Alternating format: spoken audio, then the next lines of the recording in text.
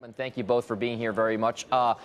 We'll start with the macro big picture, Michael. Can we talk a little bit about just how things stand with regard to your forecast for how things in the economy are shaping up in America? I feel as though the markets are telling us that things are not as terrible as they were feared to be just 6 to 9 months ago.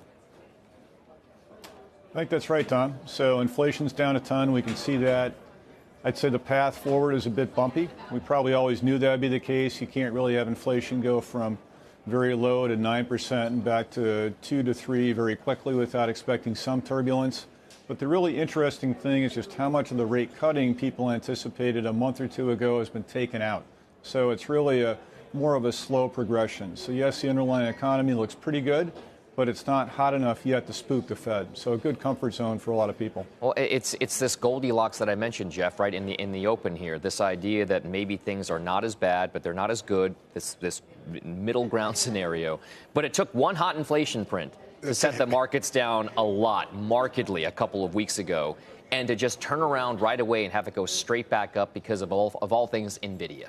What does that story tell you? Well, I think it's revealed certainly in the CME FedWatch tool, which talks about the percentage of those rate cuts. So it's a matter of not if, it's just when. But I think the market got ahead of itself, Dom. And we talked about those price cuts coming in, potentially in March, potentially in June. Now March is completely off the table. And I think we kind of took some of that performance. That's why we vaulted above 5,000, the S&P 500, above 5,100. But I think we're still going to be okay. I'm cautiously optimistic. It's not the rate cut story, if, Dom. It's just a matter of when and when the market's really going to embrace it. Cautiously optimistic. Michael, yes. We've used that term and that cliche so much in the markets as of late.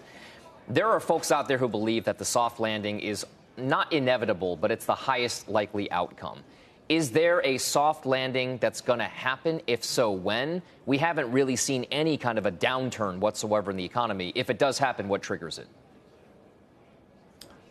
If it does happen, if there's a trigger, Dom, it's probably on the employment side. Labor markets are fickle, and they can go from robust to pretty weak to really unpleasant within the span of, call it, 3 to 6 months. It's probably that sort of thing.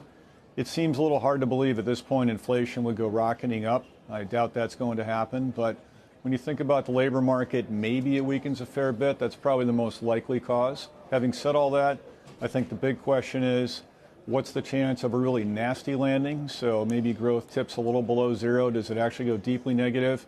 We at Wells Fargo think that chance is vanishingly low at this point.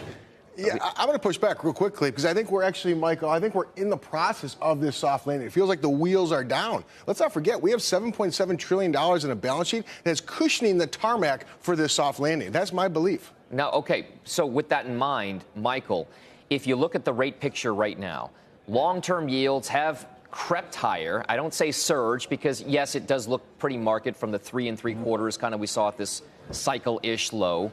But they didn't rocket right back up to 5%. I mean, we're kind of in this 4 to 4.5%. We kind of bump around 4.25 for the 10-year note yield.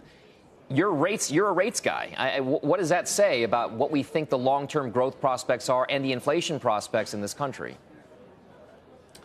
Rates are still really restrictive, Dom. It's interesting. If you think about the 10-year, for instance, and focus on the real yield, it's about 2%. And if you look at Fed funds, it's about 3%.